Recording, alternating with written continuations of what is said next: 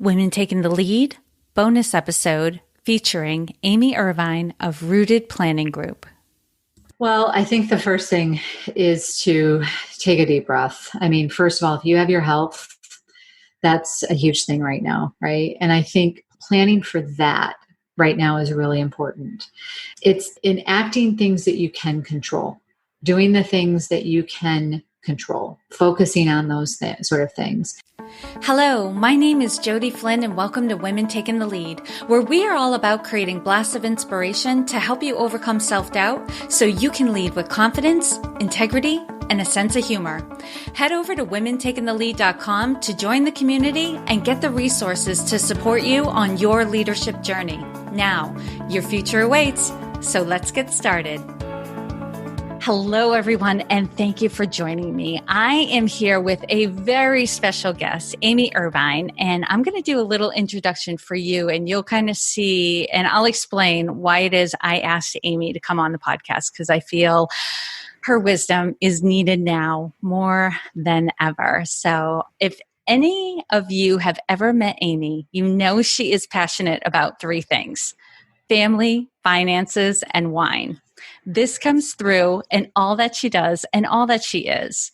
When asked to describe herself, she's first and foremost states, "I am a wife, a daughter, and hopefully a good friend who happens to also be a financial planner."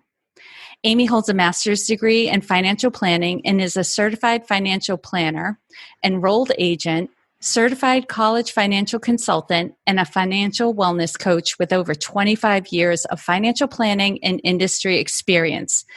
If it's not coming to you why Amy is on the show right now, I don't know what to say. She is the founder and owner of Rooted Planning Group, and Amy is definitely doing it her way and has been recognized by her financial planning colleagues as being a disruptor, a title she holds close to her heart and is proud of. And on her website, it states, "I love what I do, but I also very much enjoy warmth, good conversation, wine tastings, and volunteering." Amy, thank you so much for taking the time out of your incredibly hectic and busy schedule right now to come on Women Taking the Lead and share with us some insights that you have. But before we do that, tell us a little bit more about yourself so, the person listening to this episode has a clear picture of who you are in the world.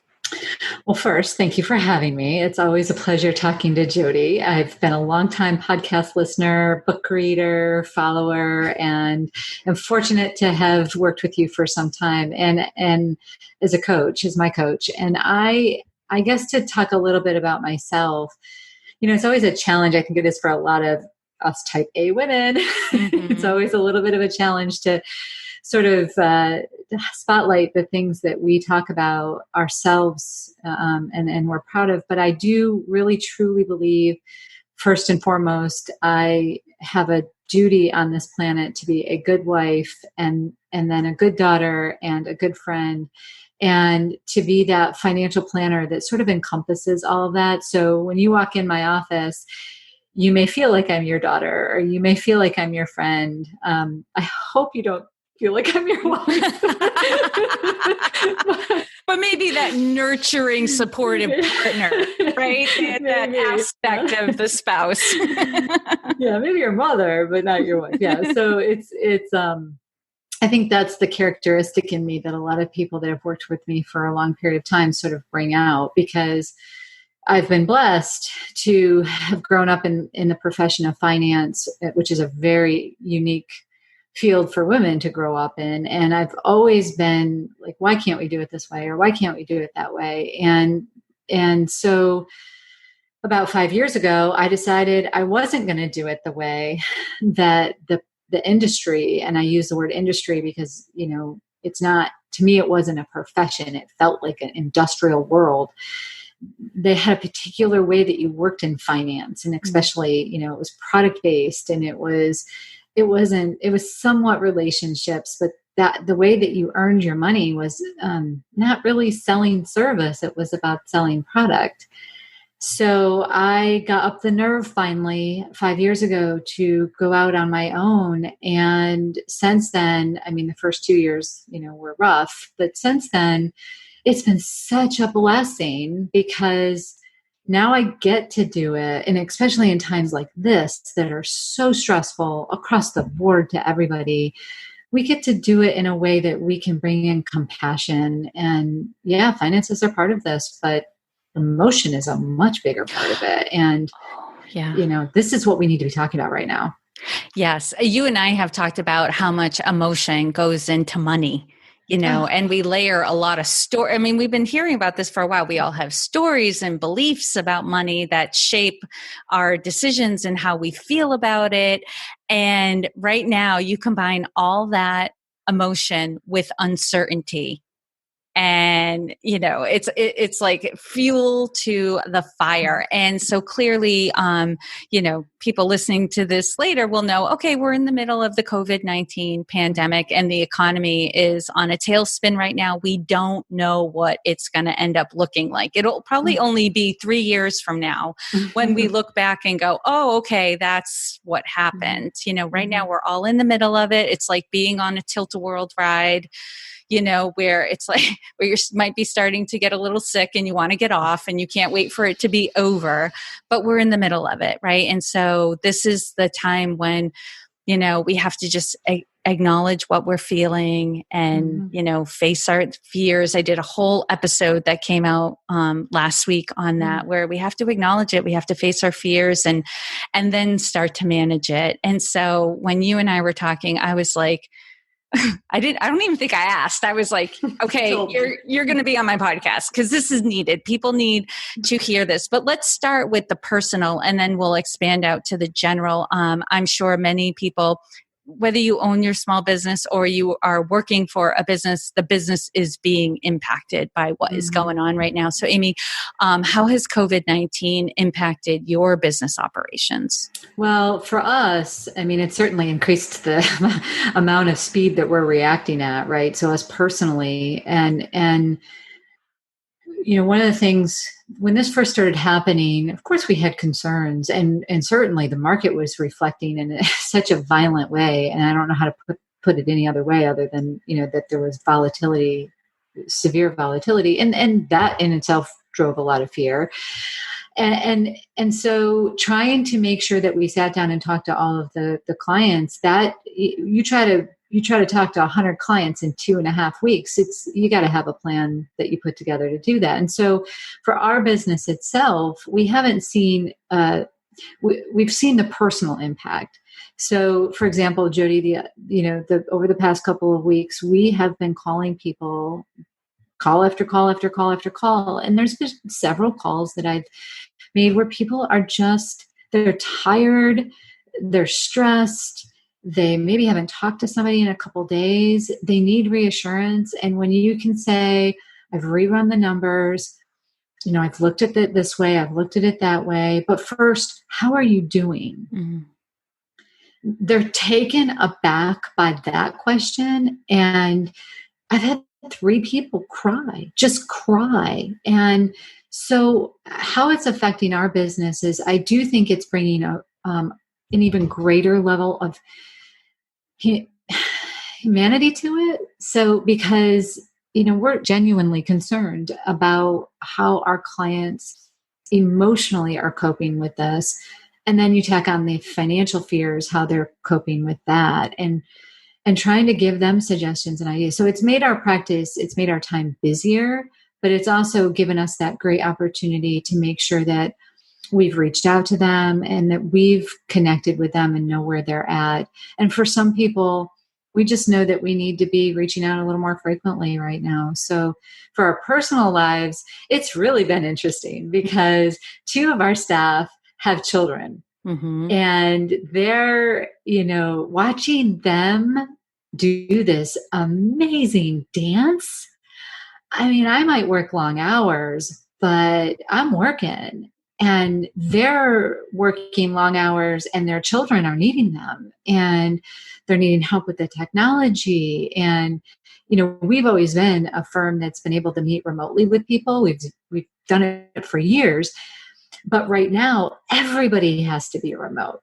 Mm-hmm. And I am so impressed with my two teammates, Carrie and Kate, because I am meeting with them about different topics and we're planning for meetings, and they're so focused when they're meeting. And then, 5 minutes later, they're off helping their kids with something, but they're still getting the job done. And so it's been amazing to watch how flexibility in a firm can really make the difference in somebody's lives in a situation like this, because they have needed that enormous amount of flexibility. And fortunately, we've been able to, people are great. Our clients are great. Like, they understand if your kid, like photo bombs the meeting, or, Yes. or needs your help. It's just amazing. So on the personal level, it's been amazing to watch that. It's certainly been odd to be kind of cooped up and not be able to go out with some of the girlfriends. And also, even like last week, Jody, when you and I met for our coaching call, I was feeling, even though I get out and I meet with people on Zoom and I have conversations all day, I was feeling very claustrophobic. And having somebody said, well, have you tried the happy hour? And so I did. And it was like, all right, well, we laughed and we talked and it's not the same as a bunch of girls getting together, but it happened. And sometimes you just need somebody else sharing those ideas. So on a personal level, it's changed things. I think for the long term better, because now we can see how we can do things differently, Right, that we just never even thought we would need to do, right? Just, we were poised with some things that happened and we've solved those problems, and now it might become the new normal, and that might be okay. right. Yes. And, being a firm that already had flexibility as a part of its culture, I'm going to say, as a coach and in my experience, I can see how that lent itself well to this new normal. And you were mentioning, that you've been able to witness your teammates be completely focused on a meeting, knowing that, right after the call, they're stepping away and doing something else, but they can be focused because they know they don't have to guiltily do those things where they would think they were on the clock. They know that is, that's what's expected. Like, you be with your children when they need you, and you'll be on this call, for this amount of time. And it's okay if there's a photo bomb, they're kids, you understand it. These are truly extraordinary times, but there's a lot of new learnings and lessons that are coming out of it that we can take advantage of as well.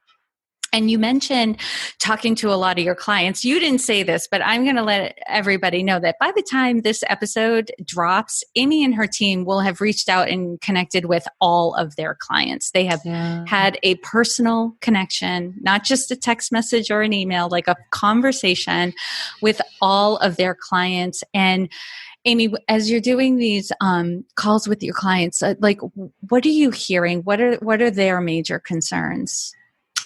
Well, I think when I first open up the call, I always ask them how they're doing and if they're healthy and if their family is healthy. And, for my clients that are at risk, I'm asking them questions. What are they doing to make sure that they stay protected?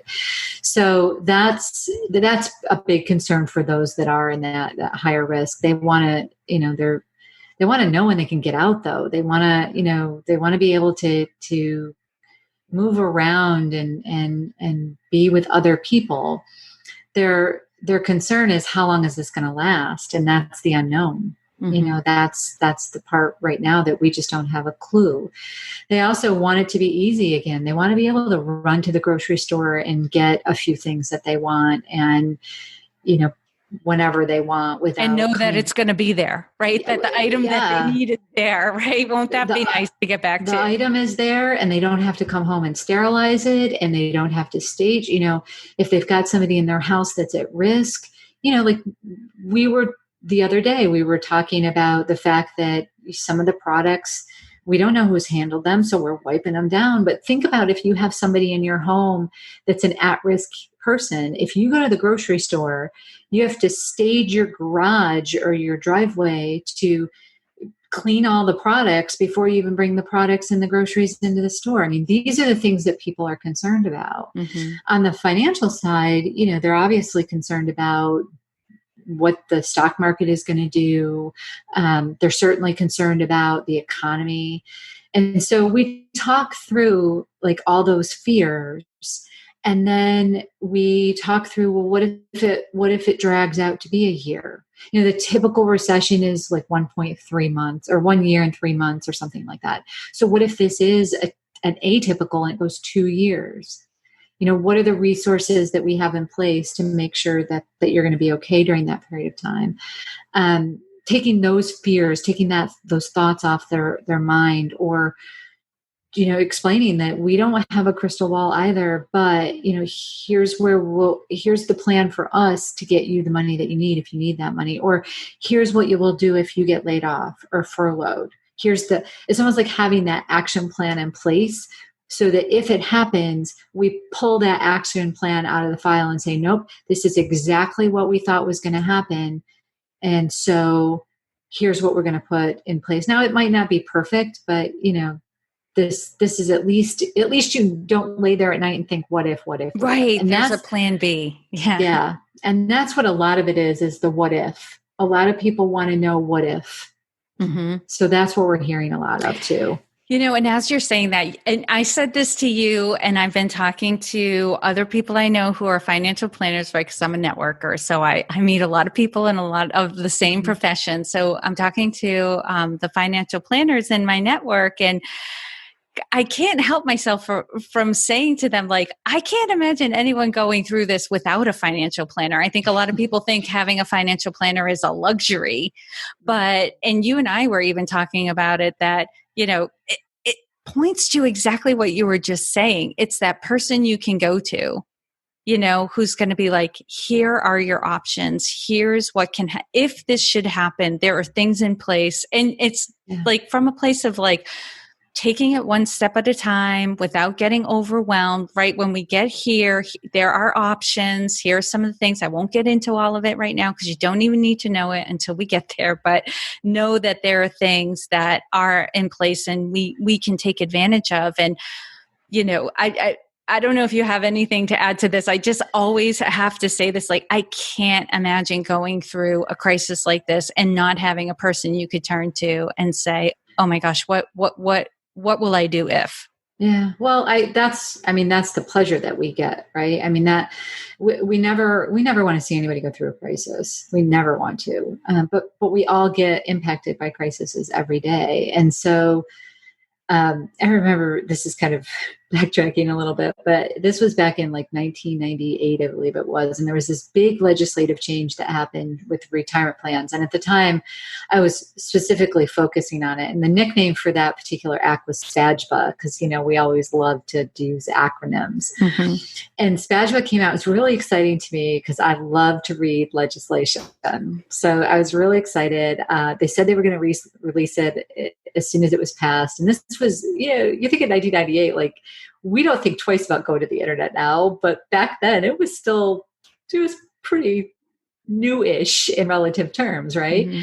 So I remember getting my hands on SPAJBA and digging through it. And the next day coming into work, and I'm like, oh, do you know what else they passed in that law? And this passed in the law. And I did the same exact thing when the CARES Act was passed.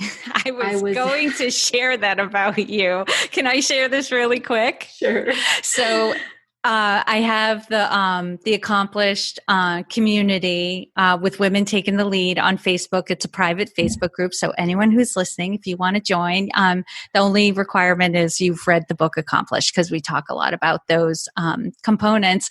But I started putting a post out there asking the people in the group, because it's like over 500 women from all different professions. If you have anything that you could offer people who are dealing with whatever, going through the pandemic, put it in the comments below. Links are welcome. And it was the day after the CARES Act had been passed, and Amy was like, well, I read through the CARES Act, so if anyone has any questions, I can help you with that. I was just like, mind blown.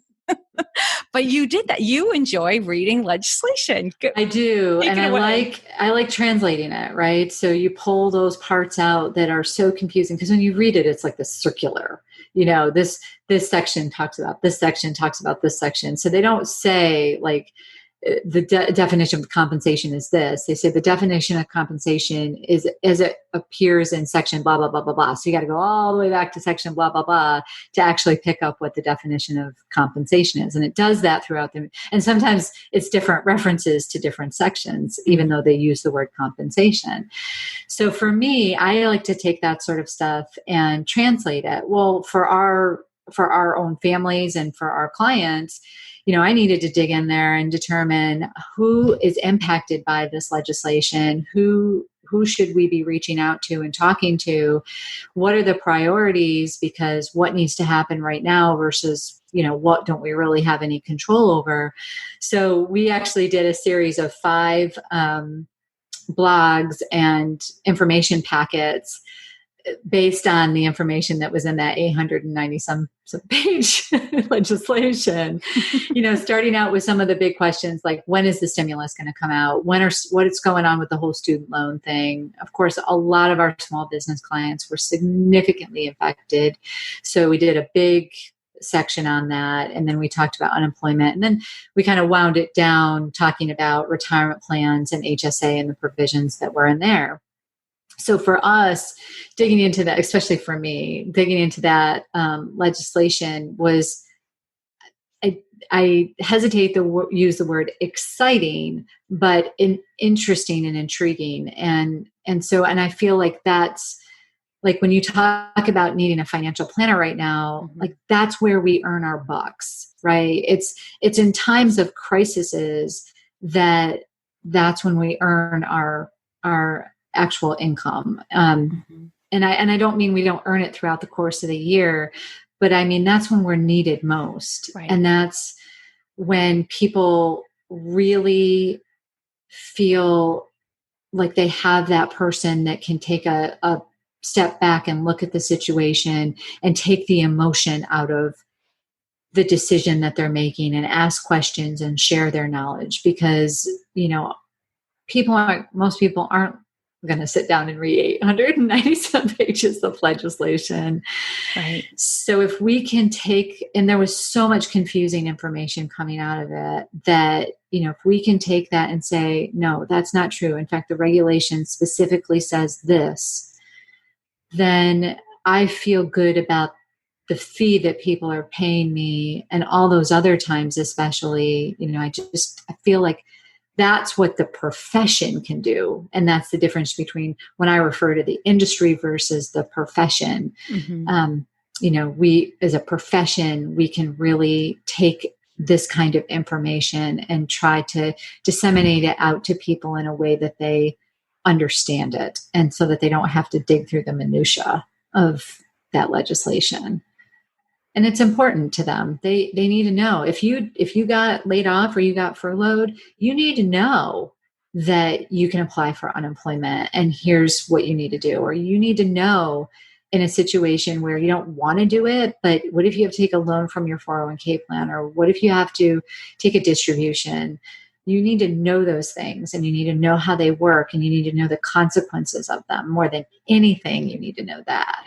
Right. Especially because right now, certain rules have changed. Not all the rules, but some of them have changed. And if you don't know that, you're going to be making decisions based on old, irrelevant information. And, I usually talk about this in terms of the insurance agent, but the financial planner fits this scenario as well. Like you always need insurance. Like it's always good to have, but you really know the value of your dollar when something happens and you make a phone call and who answers the call on the other end and what service do they provide at that point. That's when, it's always good to have, but you really appreciate it in those times.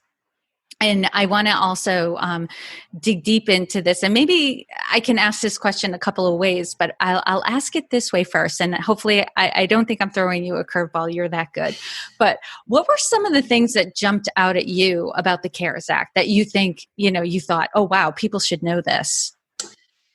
Well, I think one of the things was about the stimulus check itself, because there was concern and there was discussion about the stimulus, that if you qualified this year, first of all, let me back up. That $1,200 payment is actually a credit for 2020, right? So what a lot of people don't understand is that that is actually something that if you don't qualify in 2018 and 2019, but you do in 2020, you will get that money. It just won't come until you file your income tax the following year. Okay. So it's actually a credit that is being paid out sort of in advance. Mm-hmm. Right. So I think that's really important, because then some people were saying, well, what if I do earn more? Am I going to have to pay this back? Is it taxable?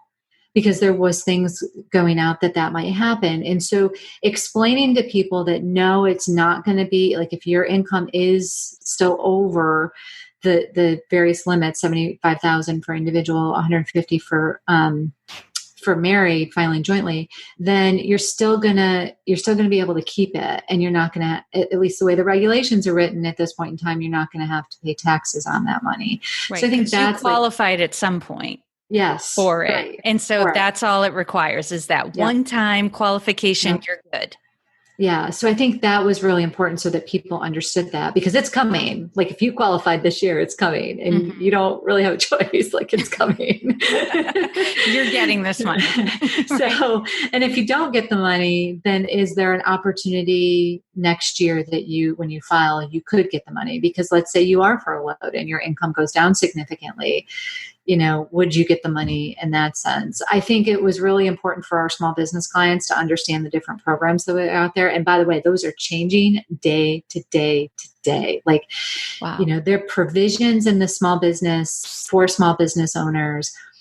There was different kinds of loans that were in there. The one thing that we were very clear on, and I thought that it was important that people knew, is that if you took advantage of the loans that existed, then you couldn't take advantage of unemployment too. Like, you couldn't double count. Right. So you either applied for either the payroll protection program, or you applied for what they're calling EIDL, which is the economic impact disaster loan, or you applied for unemployment, but you couldn't take the two loan programs and get unemployment. Like, that wasn't an option. So, and then the third one that was available sort of is, if you didn't qualify for either of them, or didn't take in either of them, then you could qualify for a credit next year when you file your income tax for the amount of employer payroll taxes that you pay. Well, let's do the math on that. I mean, as a company, we have to sit down and say, which one is best for you? How does it all flesh out? How are you going to be impacted by COVID? Are you going to see a reduction in income? And so should you apply for these loans? Or if you're not going to, then maybe the credit is better. So that was really big, making sure that we got that information out there. And we've done a lot of number crunching over the last couple of weeks. I was going to say, you're doing a lot of accounting work too, which you guys are set up to do, which is great. Yeah. Thankfully, my very first degree was in accounting. So I feel lucky that, the path I followed was sort of has led me to have the strength right now to do some of that work too. But that's the thing, like, those were really important. And then for some people, unemployment is really important, and knowing they've never applied for unemployment before. So understanding the system, and of course the system it's been overloaded. So when do you apply? And we're like, get up at 4 a.m. and file your application. Like, I know that stinks to have to get up at 4 a.m., but set your alarm and get up that early, and you will be able to get into the system. So just telling them that little nuance and explaining to them, how that's taxed and what we need to do to plan for that, because that's really important too. It is taxable income. So those are all the things. You asked for one or two. I gave you about 10. I love it. No, I'm sure the person listening is like, that dealt with me. Thank you for adding that in. Yeah. No, it is important for us to know, because there's so much, and there's more legislation coming, and it can all be overwhelming. And so what is your recommendation, Amy, in terms of like, okay, as an individual, whether you're a business owner or, you're employed by an organization, like, how do we like deal with all of the information coming at us and stay calm? Well, I think the first thing is to take a deep breath. I mean, first of all, if you have your health, that's a huge thing right now, right? And I think planning for that right now is really important. It's enacting things that you can control, doing the things that you can control, focusing on those sort of things. So I did a presentation to a wonderful organization yesterday called Miss JD. And, the things that we talked about basically were, right now, this is a health crisis too, right? So I just talked about the financial side, but first and foremost, this is a health crisis. So what do we need to do if you are specifically impacted? Like right now you're fine, but what do you need to do in case you are?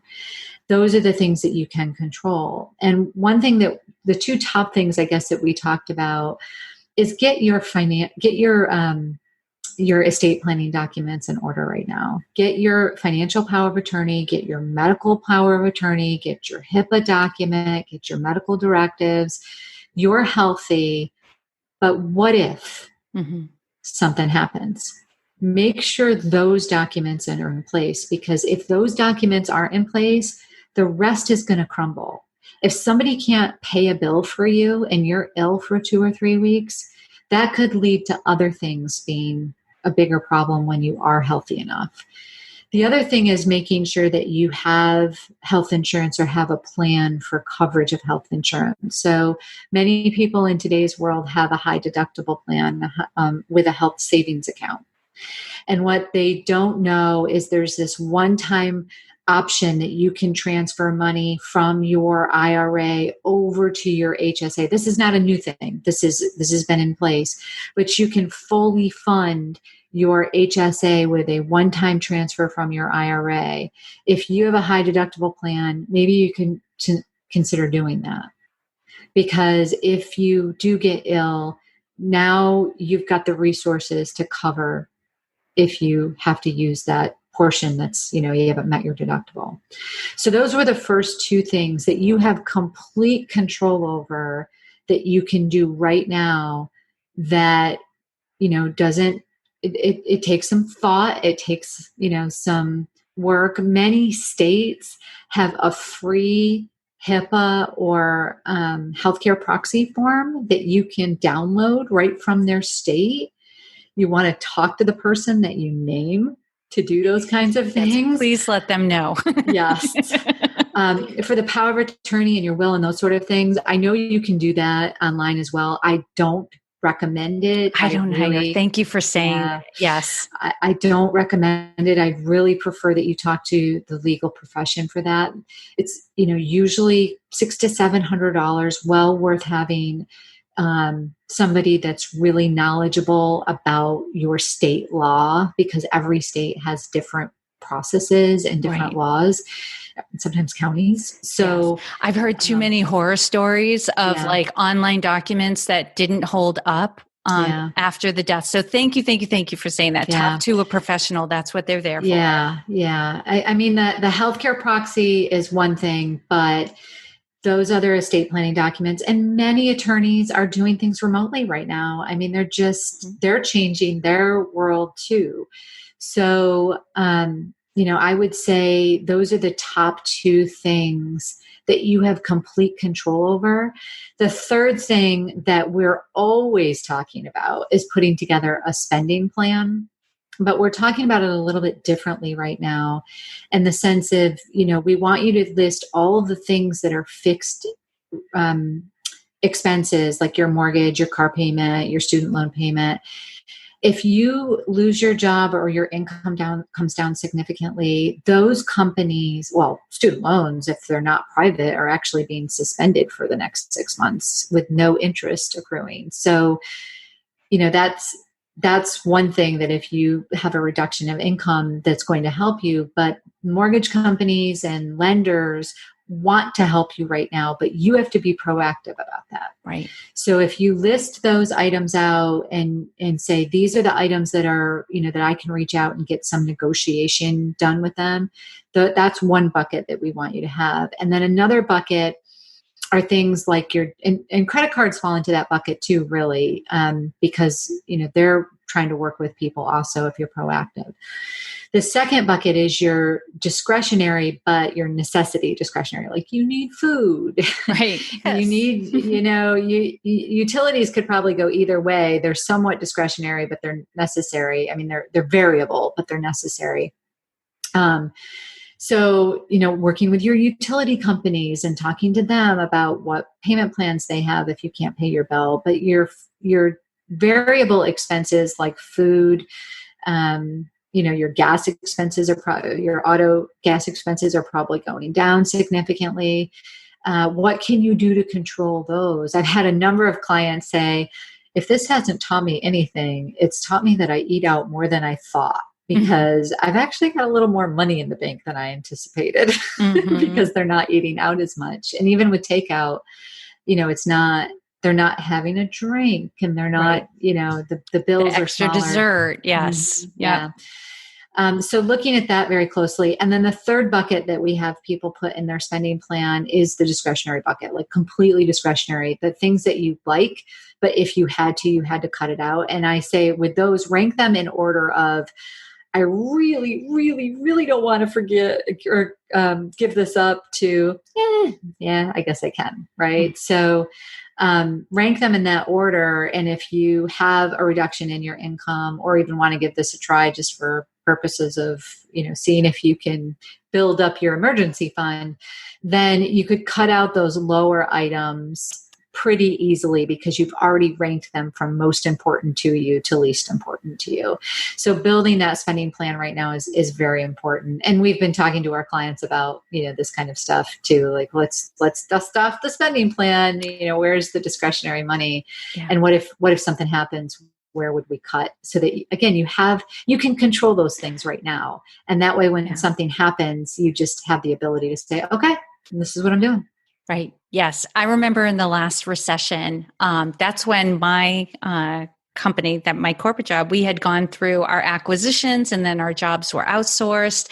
And I remember talking to colleagues like months after our jobs had ended, and I was hearing things like, we're spending differently, and we're watching where the money goes more carefully. And you know what? We found money in places we didn't expect to find it. And we realized we could save in places that we didn't expect to. Like, all of a sudden, when we start paying attention to where the money goes, it's amazing. We do have some control over our lifestyle and our choices. And, we find other things to do. I mean, I was doing it for fun for a long time with my boyfriend, and I were like, let's see what we can do for free. Or a date night that would cost less than $20, that sort of thing. You get it's creative. Fun. Yeah. It is fun. And you start to realize there's a lot of things we can do that don't cost a dime. Now, when things get right and we're feeling a little more secure, will we want to do some of the things that we were doing before? Yes. It's like that experience of going to a restaurant and having the appetizer and having the drink and getting the dessert at the end of the night. That's not going to go away. This is, I think, I was going to have you say it, but I think, you and I can share this message to everybody. Like, we are going to get through this. We don't know yet what it's all going to look like and what we will have gotten through, but we will get to the other side of this, because you know what? We always do. If it's history told us that. Yeah. Yeah. And it's one of the things that I've said to people, like, I think there's a lot of pent-up consumerism. Like, I think when we feel safe again to go to restaurants, and we feel safe again to travel, we will. And this country is built on consumerism. I mean, it really is. But there is going to be, and I think it's going to be a generous. I could be wrong, but I think it's going to be a generous consumerism, because I know that for people that when I go to a restaurant, I'm going to feel like, hey, this person just got back to work. Yes, they may have had unemployment to help them through, but this person just got back to work. And let's face it, we know that when you're in the service industry like that, you live off from tips. Yeah. So I don't care if you got unemployment, and even with the extra unemployment, my guess is many of those people are not making anywhere near what they would be making if they were actually getting, their tips. Mm-hmm. So I think many of us, and I hope many of us, have that in us to actually say, if we can afford it, let's just do that. Let's get this economy going again in a generous way like that. And I honestly do think that will happen. And I do think that when people feel that their bills can be paid again, that you'll see travel pick right back up. You'll see people want that connection. I mean, I've had conferences this year that were canceled. You've had conferences that were canceled. And so I miss my people. I can't wait to see them, even though we still talk. Yeah. I think you and I were both saying Zoom is such a lifeline. My gosh, what a blessing. And you and I were both already on it long before this happened. And we both said, and again, nothing beats that in-person connection. Mm-hmm. So we are going to want to get out, to travel, to eat, to do fun things, our entertainment. And, I think, for now it's let's just take care of each other. Let's be kind to one another. Let's do what we can to be of service. And I know you have, gone into overdrive to be of service to others. And I commend you for that because, I know your clients truly appreciate you and the work that you and your team do to take care of them. And so, perfect way to wrap up. Amy, what is the best way for people to get in touch with you? And, I'm sure many others probably have questions for you and want to consider working with you. And so how can they reach you? Well, we have a ton of resources available out on our website. So if people are looking for any of the things that I mentioned, we would encourage them to go out to rootedpg.com and dig through some of the commentary and some of the blogs that we've written. So it's really good free information, and it also gives you a feel for how we work, I think, in our writings. But you can reach us. My email address is amy@rootedpg.com. Of course, we're available on Facebook and LinkedIn and Twitter and all those wonderful places. If you search for Amy Irvine or Rooted PG, Rooted Planning Group, you can find us in any of those ways as well. And like I said, the website probably is the best location if you're looking to get backup information. It also talks about how we work with people, which is uniquely different in our profession. When you ever wrote out the process you and your clients go through, it was so robust and so supportive of your clients. I was just like, holy smokes, that is just amazing. And I have been peeking at your website and for those of you who are listening, Amy and her team have a whole tab on the website labeled COVID-19, right? So you don't have to go digging through stuff. No. Where is it? It's right there. Right there. Right under the homepage. Yep. I love it. And Amy, gosh, I know I should say I've had a window into your world over the past few weeks, and I know you are just working so hard and long right now. And I just thank you for blessing us with your time to take out of your day and away from your clients. So I'm going to give you the standard spiel that I give people on the way out because I feel this with my entire heart. Thank you, Amy, for taking the time to inspire and enlighten us. We are all better for having met you. Oh, well, thank you. And I'm better for having met you. Thank you all for joining me on Women Taking the Lead. And to strengthen you on your own leadership journey, I'd like to send you off with a quote from Marianne Williamson, so here goes. Our deepest fear is not that we are inadequate. Our deepest fear is that we are powerful beyond measure. It is our light, not our darkness, that most frightens us. We ask ourselves, who am I to be brilliant, gorgeous, talented, fabulous? Actually, who are you not to be? You are a child of God. Your playing small does not serve the world. There is nothing enlightened about shrinking so that other people won't feel insecure around you. We are all meant to shine as children do. We were born to make manifest the glory of God that is within us. It's not just in some of us, it's in everyone. And as we let our own light shine, we unconsciously give other people permission to do the same. As we are liberated from our own fear, our presence automatically liberates others. Again, thank you for joining me, and here's to your success.